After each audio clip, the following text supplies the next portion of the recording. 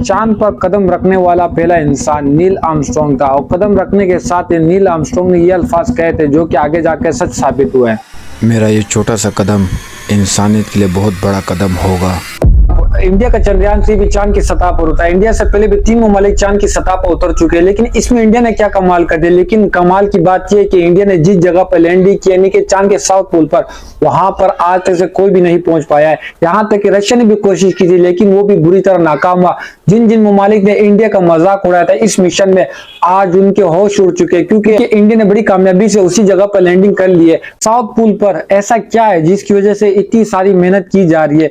तो अंदाजा ये किया जा रहा है कि चांद के साउथ पोल पर पानी मौजूद है। अगर इंडिया साउथ पोल पर पानी दरियाफ्त कर लेता है तो इंडिया बहुत ज्यादा पैसा कमाएगा। मैं कई सालों से चांद पर होने वाली रिसर्च के बारे में पढ़ रहा हूँ और मैं अपनी सालों की मालूमात आपके साथ शेयर करूंगा, वो भी आसान अल्फाज के साथ। आखिर चांद पर ये पानी आया कहाँ से, ये सब समझने के लिए हमें 40 लाख साल पहले जब चांद बना था वहां से शुरू करना पड़ेगा। जब हमारी जमीन लावे की तरह गर्म थी, तभी स्पेस के अंदर एक ठोस चीज हमारी जमीन की तरह टकराया था। इस टकराव की वजह से काफी सारा जमीन का हिस्सा स्पेस के अंदर बिखर गया। हमारी जमीन की ग्रेविटी की वजह से उसने जितना हो सके मलबा अपनी तरफ खींचा था, लेकिन जो मलबा दूर चला गया था वो बाद में ठंडा होने के बाद कुछ इस तरह दिखने लगा था। जी हाँ, वो ठंडा होने के बाद हमारे चांद की सूरत में बन गया था।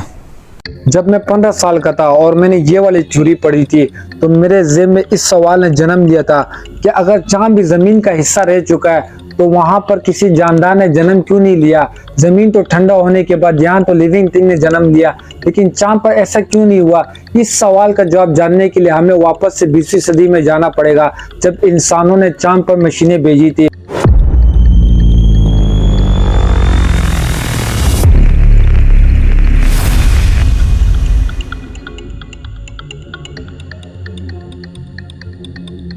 और जब मशीनें उन्होंने वहां पर भेजी थी तो उनको ये बात पता लगी थी कि चांद पर बहुत ज्यादा कम ग्रेविटी है। ग्रेविटी की कम होने की वजह से चांद को ये भी मसला आया कि वहाँ का कोई एटमॉस्फेयर नहीं बन पाया, जिसकी वजह से जिस तरह ज़मीन पे लिविंग थिंग ने जन्म लिया चांद पर नहीं ले पाया, सिर्फ और सिर्फ एटमॉस्फेयर ना होने की वजह से। किताब में भी यही पढ़ा था कि चांद पर ग्रेविटी कम होने की वजह से चांद को एक बड़ा मसला ये भी आया कि जो कुछ लिक्विड चांद पर मौजूद था वो सूरज की रेज डायरेक्ट पड़नी चाहिए, यानी कि रेज उसको बोलते हैं, यानी कि वो नहीं होती शुआएं, और रेज डायरेक्ट पड़ने की वजह से चांद का टेम्परेचर जमीन से भी कई गुना ज्यादा गर्म होकर जो कुछ लिक्विड चांद की सतह पर मौजूद था वो मॉलिक्यूल बनकर स्पेस के अंदर बिखरने लगा।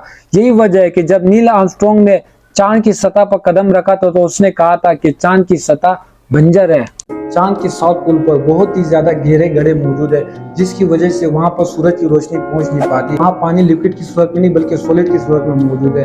और चंद्रयान-3 को अगर वहां से पानी मिलता है तो इसके जरिए इंडिया की तरक्की नहीं बल्कि पूरी इंसानियत की तरक्की होगी। अगर आपको मेरी वीडियो पसंद है तो लाइक और शेयर कर देना। इसी के साथ मिलते हैं अगली वीडियो में।